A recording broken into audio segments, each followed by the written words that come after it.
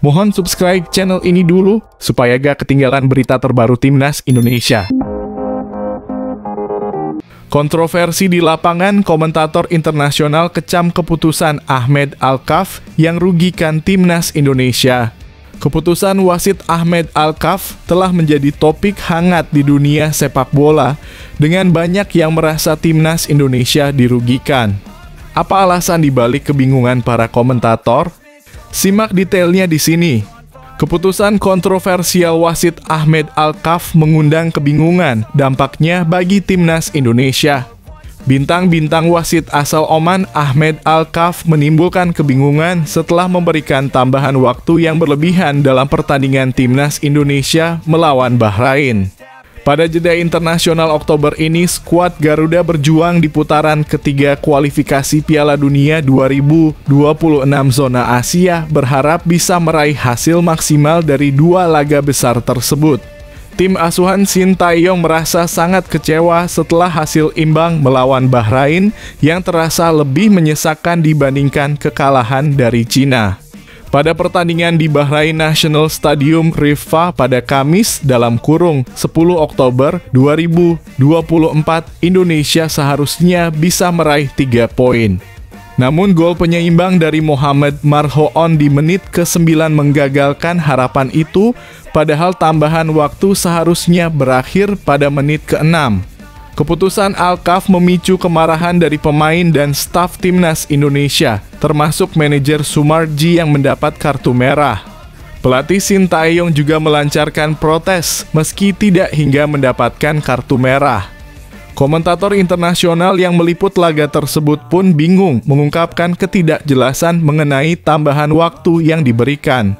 Tidak tahu dari mana tambahan menit yang diberikan setelah injury time, yang seharusnya adalah 6 menit, kata komentator tersebut.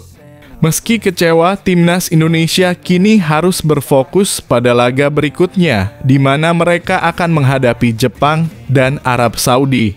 Pertandingan akan berlangsung di Stadion Gelora Bung Karno dengan Jepang pada 15 November dan Arab Saudi pada 19 November 2024.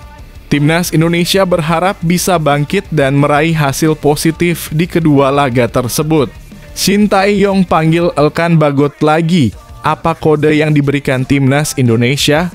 Kembalinya Elkan Bagot ke skuad Timnas Indonesia mengejutkan banyak penggemar. Apa yang diungkapkan pelatih Shin Tae-yong dan bagaimana kode ini berfungsi? Simak penjelasan lengkapnya. Elkan Bagot rayakan ulang tahun ke-22, apakah ini pertanda kembali ke Timnas? Bintang-bintang hari ini Rabu (23 Oktober 2024), Timnas Indonesia merayakan ulang tahun Elkan Bagot yang ke-22. Apakah ini menjadi sinyal bahwa pelatih Shin Tae-yong akan memanggil bek bertinggi 196 cm tersebut untuk FIFA Matchday pada November 2024? Sebelumnya, hubungan Bagot dengan Shin Tae-yong sempat dipenuhi rumor ketegangan, membuatnya absen dari panggilan tim merah putih. Namun perhatian kembali tertuju pada Elkan setelah akun Instagram resmi @Timnas Indonesia memposting foto dan profilnya dengan caption "Birthday Boy Elkan Bagot". Hal ini menimbulkan harapan di kalangan penggemar untuk melihatnya kembali berseragam Timnas. Elkan Bagot melakukan debutnya pada 16 November 2021 dalam laga persahabatan melawan Afghanistan.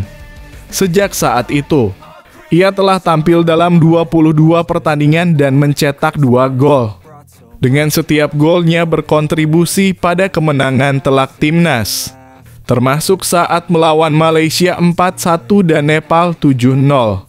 Meski begitu, bek yang saat ini dipinjamkan dari Ipswich Town ke Blackpool FC belum membela skuad Garuda lagi setelah Piala Asia 2023. Cedera dan isu konflik dengan Shin Tae-yong menjadi alasan ketidakhadirannya dalam beberapa FIFA Matchday, termasuk pada Maret, Juni, September, dan Oktober 2024. Konflik ini bermula saat Bagot menolak panggilan untuk bergabung dengan Timnas U23 Indonesia. yang membutuhkan tenaganya untuk menghadapi Guinea U23 di babak playoff Olimpiade Paris 2024 demi berlibur bersama pacarnya. Kini setelah ucapan selamat ulang tahun tersebut, banyak yang berharap bahwa ini adalah tanda positif bagi Elkan Bagot untuk dipanggil kembali oleh Sintayong. Timnas Indonesia dijadwalkan menghadapi Jepang dan Arab Saudi pada November 2024 dalam kualifikasi Piala Dunia 2026 zona Asia. Syaratnya Bagot harus pulih dari cederanya dan menjalin komunikasi baik dengan pelatih. Masa depan Elkan Bagot di Timnas Indonesia tentu menarik untuk ditunggu. Dampak besar laga Indonesia versus Bahrain, PSSI siap curi perhatian dan keuntungan. Dengan laga yang dijadwalkan berlangsung di Indonesia, PSSI mengantisipasi keuntungan finansial yang melimpah. Di sisi lain, nasib Timnas U17 tampak mirip dengan seniornya. Apa yang bisa kita harapkan dari situasi ini? PSSI berpotensi raup untung miliaran rupiah dan nasib Timnas U17 mirip seniornya. Bintang-bintang dua berita terpopuler saat ini datang dari PSSI dan perjalanan Timnas U17 Indonesia.